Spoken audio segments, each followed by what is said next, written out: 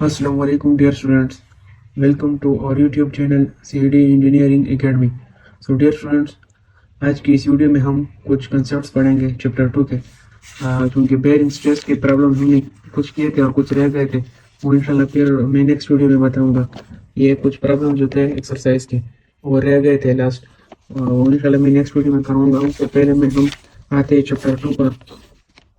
Chapter 2 में simple strain जो topic है वो तो आप लोगों को पता है कि स्ट्रेन क्या होता है। स्ट्रेन हमारे पास बराबर होता है change in length divide by original length. ये जो डिफॉर्मेशन है ये किस चीज़ के बराबर होता है? ये हमारे पास बराबर होता है चेंज इन लेंथ, यानी final length minus original length. ये इस चीज़ के बराबर होता है। एलंगेशन भी इसको बोलते हैं, डिफॉर्मेशन भी बोलते हैं। डिवाइड बाय ओरिजिनल लेंथ, तो इससे हमारे पास स्ट्रेन आता है, सही है। और सिंपल स्ट्रेन तो ये हो गया। उसके बाद हमारे पास जो टॉपिक्स इसमें आते हैं वो क्या होता है, ये स्ट्रेस स्ट्रेन कर्व जो है, ठीक है। ये तो मैंने ये फर्स्ट वीडियो में, ये जो प्ले लिस्ट है इसके फर्स्ट वीडियो में मैंने ये सब कुछ डिस्कस किया हुआ है। फिर जब हम आते हैं ये नेकिंग सब कुछ, ये ग्राफ्स, फिर जब हम आते हैं, सही है, वर्किंग स्ट्रेस और फैक्टर ऑफ सेफ्टी, इस पर मैं अलग वीडियो बनाऊंगा, ठीक है। आते हैं हम डायरे की हुक्स लॉ, एक्सियल शेयर और शेयर इन डिफॉर्मेशन की तरफ, सही है। इसमें हम सबसे पहले तो हुक्स लॉ पर बात करेंगे, फिर हम सिंपल स्ट्रेन कवर करेंगे। उसके साथ ये जो एक्सियल डिफॉर्मेशन आता है, सिंपल स्ट्रेन की वजह से डिफॉर्मेशन आता है, उसकी वैल्यू फाइंड करेंगे यहाँ पे जो है ये वाली, कि किस तरह ये डिराइव हुई है। उसके बाद हम शेयर स्ट्रेन पढ़ेंगे, ये शेयरिंग स्ट्रेन पढ़ेंगे।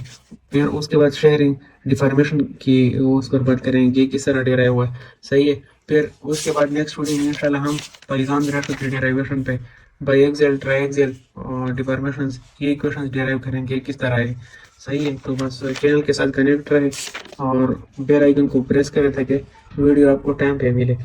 तो चलिए अब हम आते हैं अपने टॉपिक्स की तरफ। हमने सिंपल स्ट्रेन से शुरू किया, तो ये टॉपिक्स हम कवर करने की कोशिश करेंगे। हमें पता है कि स्ट्रेन किस चीज़ के बराबर है, वो बराबर है चेंज इन लेंथ यानी deformation divided by original length. ये डिफॉर्मेशन हमारे पास इस तरह भी शो होता है, सही है, और इस तरह भी शो होता है। इसका मतलब है final length minus initial length या ओरिजिनल लेंथ। अच्छा, तो उसके बाद हमारे पास एक ये सिंबल है, एक ये इस तरह हम लिखते हैं, या कुछ लोग इसको इस तरह लिखते हैं, सही है, इस तरह। कुछ लोग इसको इस तरह लिखते हैं। ये सब सिंबल जो है ना, ये स्ट्रेस के सिंबल्स है, सिंपल स्ट्रेस के। इसमें आप लोगों ने कंफ्यूज नहीं होना। और ये वाला जो है, ये देखो, ये इसके हेड के साथ नहीं मिला लेकिन इसके मिड के साथ मिला हुआ है, तो ये डिफॉर्मेशन शो करता है, सही है। इसको डिफॉर्मेशन भी बोलते हैं और बुक में इसके लिए एलंगेशन का लफ्ज़ भी यूज़ हुआ है, सही है। तो आप लोग जो भी इसको कहे वो ठीक है। ये तो हमारे पास सिंपल स्ट्रेन हो गया। अब हुक्स लॉ हमें क्या कहता है? हुक्स लॉ हमें ये बोलता है, सही है, हुक्स लॉ हमें ये बोलता है कि ये जो स्ट्रेस है, सिंपल स्ट्रेस, वो डायरेक्टली प्रोपोर्शनल है स्ट्रेन के, सिंपल स्ट्रेन के। और इस प्रोपोर्शनलिटी को इक्विलिटी में चेंज करने के लिए हम क्या करते हैं? हम यहाँ पर एक कांस्टेंट लिखते हैं, और उस कांस्टेंट को हम क्या बोलते हैं? इसको बोलते हैं हम modulus of E is equal to modulus of elasticity, सही है। इसको हम ये बोलते हैं मॉडुलस ऑफ इलास्टिसिटी। उसके बाद हमने यहाँ पर हुक्स लॉ को पढ़ लिया। अब एक्सियल डिफॉर्मेशन किस तरह निकालेंगे? एक्सियल डिफॉर्मेशन का क्या मतलब है? इसकी वैल्यू, सही है, एक्सियल डिफॉर्मेशन। तो हमें पता है कि स्ट्रेस हमारे पास किस चीज़ के बराबर है? स्ट्रेस हमारे पास बराबर है, इसी इक्वेशन को मैं इक्वेशन 1 नाम देता हूँ, सही है। स्ट्रेस हमारे पास बराबर है फोर्स डिवाइडेड बाय एरिया, ये नॉर्मल स्ट्रेस है, सही है। और उसके बाद हमारे पास स्ट्रेन किस चीज़ के बराबर है? स्ट्रेन बराबर है डिफॉर्मेशन, सॉरी इस तरह लिख, डिफॉर्मेशन डिवाइडेड बाय लेंथ या change in length bye original length, सही है। तो इन दो वैल्यूज को इस इक्वेशन 1 में पुट करो, तो यहाँ पर क्या जाएगा? इस इक्वेशन में जब हम पुट करते हैं तो P divided by A is equal to E, इसको इधर पुट करो तो हो जाएगा L। हमने क्या फाइंड करना है? डिफॉर्मेशन फाइंड करना है, तो ये L उधर मल्टीप्लाई हो जाएगा, E इधर डिवाइड हो जाएगा, तो ये हमारे पास आ जाएगा सिग्मा, ये डिफॉर्मेशन की वैल्यू सिग्मा हम इसको बोलते हैं स्ट्रेस होएगा, सही है। ये डिफॉर्मेशन की value is equal to PL divided by AE। तो ये हमारे पास इसका इक्वेशन हो गया, किस चीज़ का? ये एक्सियल डिफॉर्मेशन है, इसको हम बोलते हैं एक्सियल डिफॉर्मेशन। सही है। अब इसके बाद हम, ये तो हमारे पास फाइंड हो गया एक्सियल डिफॉर्मेशन, इसके बाद हम क्या फाइंड करें, शेयरिंग डिफॉर्मेशन। तो शेयरिंग डिफॉर्मेशन को पढ़ने के लिए आप लोगों ने ये समझना है कि शेयरिंग स्ट्रेन क्या होता है। सही है, वो मैं आप लोगों को इधर समझाता हूँ कि शेयरिंग स्ट्रेन हमारे पास क्या होता है। सबसे पहले मैं आप लोगों के लिए एक फिगर बनाता हूँ।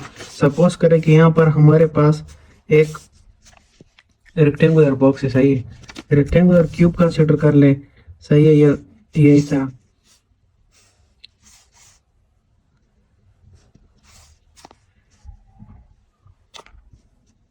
इसको समझने की कोशिश करें, ये आगे काम आएगा। अच्छा, फॉर एग्जांपल मैं कहता हूँ कि ये हमारे पास एक रेक्टेंगुलर बॉक्स है ये क्यूब है, और मैं इस पर इस साइड पर भी फोर्स अप्लाई कर रहा हूँ, ठीक है, और इस साइड पर भी फोर्स अप्लाई कर रहा हूँ। तो देखो, जब इस पे हम फोर्स अप्लाई करेंगे, ये फोर्स इस एरिया के परपेंडिकुलर है। सही है, ये फोर्स इस एरिया के परपेंडिकुलर है, तो ये शेयरिंग फोर्स है, ये भी शेयरिंग फोर्स है, इसमें शेयरिंग स्ट्रेसेस जनरेट होंगे और इन स्ट्रेसेस की वजह से फिर डिफॉर्मेशन आएंगी। अब देखो, अगर एक क्यूब है और मैं उस पे, अगर फॉर एग्जांपल मेरे पास एक क्यूब है, मैं उस पे इस तरह फोर्स लगा रहा हूँ, तो जाहिर बात है वो उसके एंगल्स थोड़े चेंज होंगे। ये वाले देखो, यहाँ पर ये जो एंगल्स है ये 90 डिग्री है तकरीबन, लेकिन जब मैं उस पे स्ट्रेस अप्लाई करूंगा, उसमें जो स्ट्रेंथ पैदा होंगे, तो ये एंगल्स 90 पे नहीं रहेंगे। फिर इस क्यूब की शेप रेक्टेंगुलर से या क्यूबिक से ये हमारे पास क्या हो जाएगा, ये पैरेललोग्राम में चेंज हो जाएगा। सही, ये इस तरह हमारे पास शेप इख्तियार कर लेगा। अगर मैं इसकी डिफॉर्म शेप बनाऊं, सही है, तो ये हमारे पास इस तरह शेप बन जाएगा। ये हमने इस पे शेयरिंग फोर्स अप्लाई किया, उसकी वजह से शेयरिंग स्ट्रेसेस जनरेट हुए, तो शेयरिंग स्ट्रेसेस की वजह से इसमें डिफॉर्मेशन आ गई। हम शेयरिंग स्ट्रेन को हम किस चीज़ से डिनोट करते हैं, इससे। सही है, अब यहाँ पर ये जो एंगल है, ये इसको हम शेयरिंग स्ट्रेन बोलते हैं। सही है, और यहाँ पर ये जो लेंथ है, ये लेंथ, सही है, इसको हम एल बोलते हैं। और देखो, हमारे पास ये डिफॉर्मेशन है, इस चीज़ को हम डिफॉर्मेशन बोलते हैं। सही है, शेयरिंग डिफॉर्मेशन।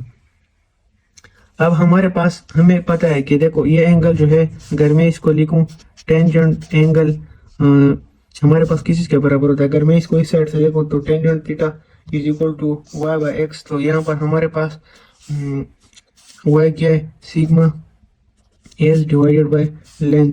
तो देखो, हमारे पास वही आ गया। अब हमारे पास बुक में लिखा है, सही है, कि यहाँ पर ये जो एंगल होता है, ठीक है, वो बहुत ज़्यादा छोटा होता है। देखो, however, since the angle gamma is usually very small, so tangent gamma is approximately equal to gamma। अच्छा, ये कहता है कि यहाँ पर ये जो एंगल होता है वो बहुत ज़्यादा स्मॉल होता है, 1 to 3 डिग्री होता है।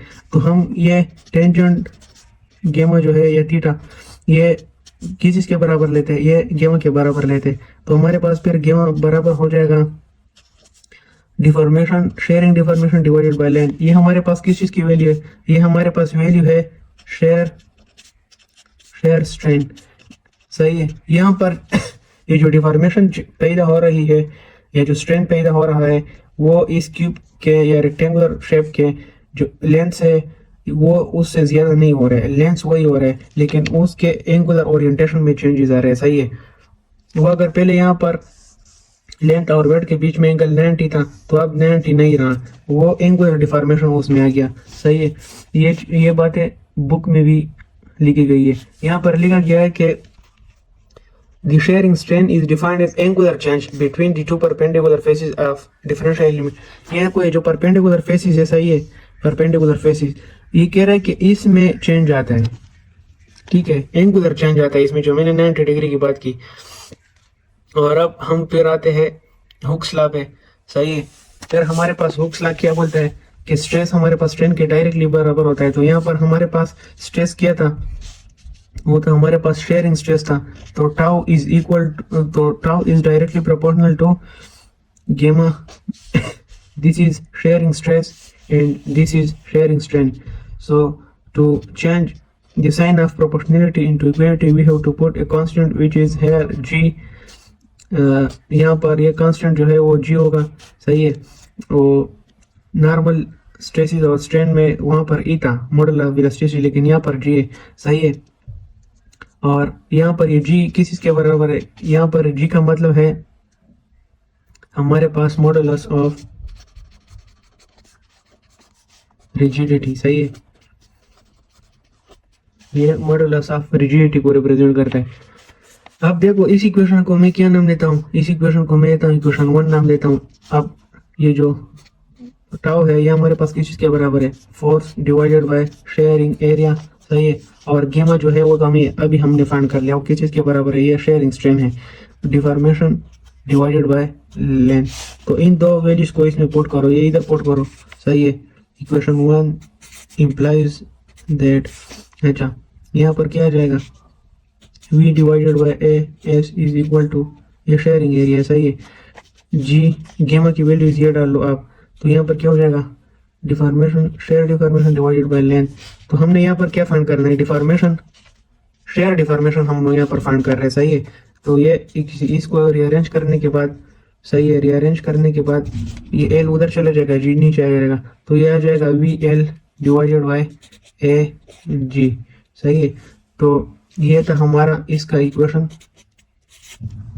और ये था रिक्वायर्ड शेयरिंग डिफॉर्मेशन। इंशाल्लाह नेक्स्ट वीडियो में हम मिलते हैं आप लोगों के साथ Poisson ratio, biaxial, uniaxial, biaxial and triaxial equations के साथ, वो इंशाल्लाह हम डेराइव करेंगे। तब तक के लिए इतना ही, खुदा हाफिज।